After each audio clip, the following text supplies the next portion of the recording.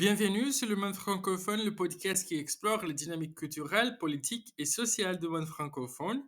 Aujourd'hui, nous abordons une polémique brûlante entre la France et l'Algérie, un sujet qui, une fois de plus, illustre les complexités des relations postcoloniales. L'accord franco-algérien de 1968 est au cœur de cette nouvelle crise. Cet accord, signé 6 ans après l'indépendance de l'Algérie, confère aux ressortissants algériens un statut particulier pour circuler, résider et travailler en France. À l'origine, il s'agisse de répondre aux besoins économiques de la France en pleine période des Trente Glorieuses, alors que le pays avait un besoin urgent de main-d'œuvre. Cependant, aujourd'hui, cet accord est vraiment critiqué, notamment par l'ancien Premier ministre Gabriel Attal, qui estime qu'il ne répond plus aux réalités actuelles. Dans une tribune publiée au Figaro, Gabriel Attal accuse cet accord d'être devenu une véritable filière d'immigration.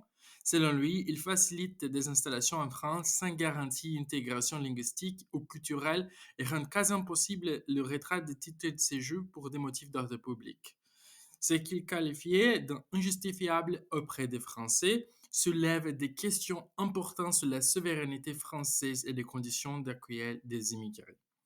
Les récents événements ont exacerbé ces tensions. La France a expulsé un influenceur algérien pour avoir incité à la violence sur les réseaux sociaux, mais l'Algérie l'a renvoyé immédiatement sur les sols français.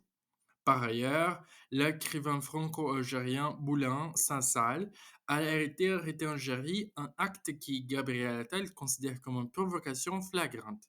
Pour lui, ce n'est pas seulement Boulin Sansal qui est pris en otage, mais symboliquement c'est la France.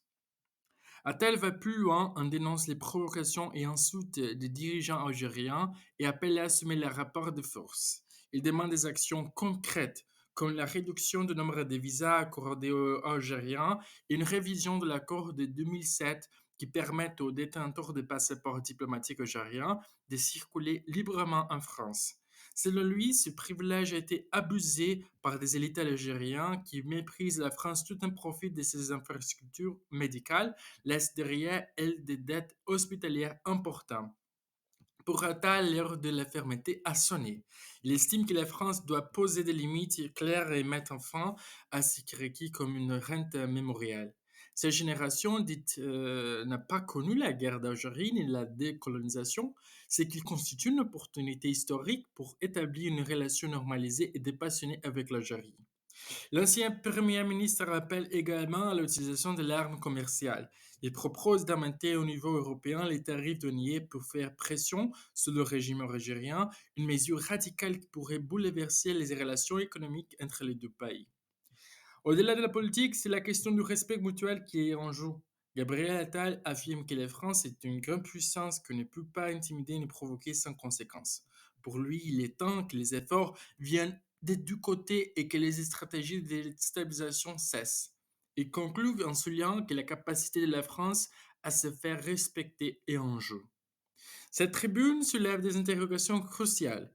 L'accord de 1968 est-il encore pertinent aujourd'hui? La France peut-elle réellement redéfinir ses relations avec l'Algérie dans un cadre de fermeté et de respect mutuel? Et enfin, quelles seront les conséquences économiques et diplomatiques si Paris choisit de rompre avec le status quo? Merci de nous avoir rejoints pour cet épisode de Le Monde francophone. Retrouvez-nous bientôt pour une nouvelle exploration des sujets qui vont sur le monde francophone. À très vite!